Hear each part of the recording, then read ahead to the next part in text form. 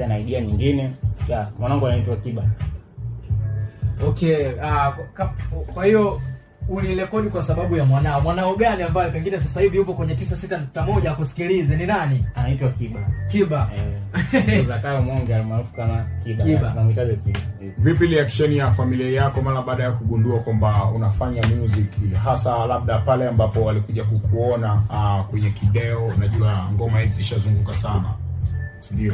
So nataka kujua reaction ya wazazi wako, ndugu zako wa karibu, maybe hata ikiwezekana mpenzi wako. Vipi, una mapenzi kwanza mzee baba?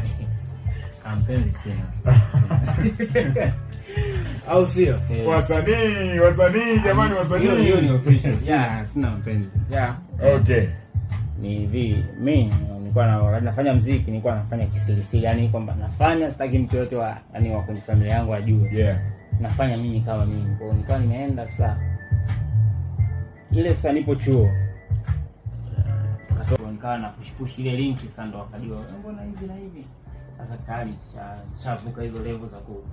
Nataka uniambie kitaani pale kwako, unapotokea kitaani hasa ambapo maybe ndo maskani yenu ambapo wazazi wako, niambie ile vibe la kitaani wakiwa wanakuona hivi, wanasema tunakutana na nani, Mwapashi ama Kontawa? Kwa kimaskani siwezi kujiweka kama superstar. Mimi naishi normal sana. Niko yani nje ya mitandao, si na muziki, niko kawaida sana. Au kuna wengine wajuaje hata kama naimba, wakikutana na kazi zangu najua ni wewe.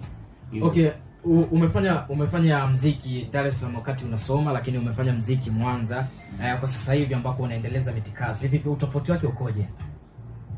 Tofauti ni kwamba kila kitu ni foleni. Kwa unaweza kutimba studio, foleni ni muhimu. Unabidi ubook kwanza kunanilia muda kabla hujaenda, labda kama ni kesho bwana muda fulani nitakuwa na huo muda uwepo. Usipokuwepo utakuta foleni. Kwa sogelea mic kidogo ili tuseme. Hapo vipi? Fresh hapo. Kwa ni tofauti ni foleni, hapo pia ni na kule ndo soko lipo pia, na huku kama hivi. Au sio? Na labda moja kati ya changamoto ambayo, achana na foleni, changamoto kubwa ambayo ulishawahi kuipata studio ilikuwaje? Kwa dau kokote ambako umefanya. Hasa huku ndo nilipata changamoto ambayo ilinikera. Kuna siku nilienda kurekodi. Nilikuwa nasema, nilienda kurekodi. Sasa akaja mshikaji mwingine, sio alilipa hela zaidi, akakaa pale kwenye kocha anasubiri nimalize mimi aingie. Sasa mshikaji wakaenda rekodi. Tulikuwa tunarekodi vizuri tu, bwana nibadilishe hiki, ongeza hiki. Yule mwamba alikuja na karatasi ameandika ngoma yake ya Kiingereza hivi. Yuko pale anafanya mazoezi, namuona.